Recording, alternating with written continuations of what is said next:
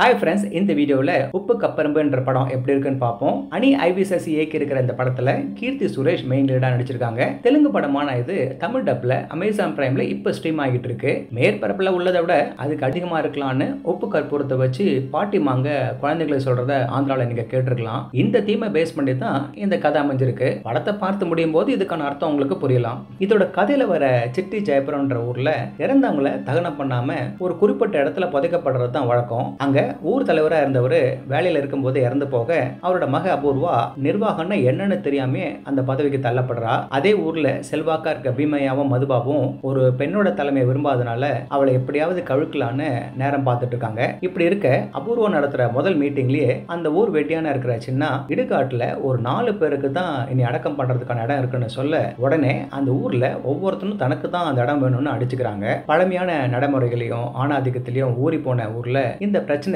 அவ்வளவு ஈஸியா ஒரு சொல்யூஷனுக்கு வருவாங்களா? இதுக்கெல்லாம் மீறி இதுக்கான சொல்யூஷனை அபூர்வா கண்டுபிடிப்பாளா என்பதே இந்த படத்தோட மீதி கதை. இந்த உப்பு கப்பரம்புல இந்த மாதிரி ஒரு யூனிக்கா போல்டான கான்செப்டை கொடுத்ததுக்கு டைரக்டரை பாராட்டணும். இது கூடவே கீர்த்தி சுரேஷ் மற்றும் சுகாஷ் நடிப்பும் ஒரு பெரிய பிளஸ் பாயிண்ட். இது கொஞ்சம் பரபரப்பாகவும் அப்பப்போ கொஞ்சம் சிரிக்கவும் வைக்குது. அறத பழச ஃபாலோ பண்ற முட்டாள்தனமான கேரக்டர்களை லீட் ஆக்டருங்க மூலமா டைரக்டர் சாமர்த்தியமா சாடி இருக்காரு. சுடுகாட்டில் அடக்கம் பண்றதுக்கான இடத்துக்காக அடிச்சுக்கிறதுன்றது சில்லியா இருக்கும். ஆனா அதுக்கு பின்னாடி அடுத்தடுத்து வெளிப்படுற பல சமூக பிரச்சனைங்க அந்த படத்தை சுவாரஸ்யமாக்குது. அதே விஷயம் நமக்கு நடக்கிறதா நினைக்கும் போது அதோட தாக்கம் புரியும். இந்த உப்பு கற்பூரம் படத்தோட தீமை சொல்ல வரதுக்கு நிறைய டைம் எடுத்துக்குது. நிறைய சப்ளாட்டுக்குள்ள போறதால இதுவே டிராக் ஆகுறது. சில சீனுங்க நல்லா இருந்தாலும் அது மெயின் பிளாட்ல இருந்து தள்ளி போறதா இருக்கு. அந்த குடிகாரம் வர சீனுங்க இன்னும் 2 டைமே ஏத்துது. இதுல சில பிளஸ் பாயிண்ட்ஸ் இருந்தாலும் இதோட கதை எல்லா ஆடியன்ஸுக்கும் பிடிக்காம போகலாம். முக்கியமா ஸ்கூல் மேட்ஸா இருந்தாலும் சின்னாவுக்கும் அபூர்வாவுக்கும் இருக்கிற இடைவெளியும் வேறுபாடும் ஒட்டாம போகும்.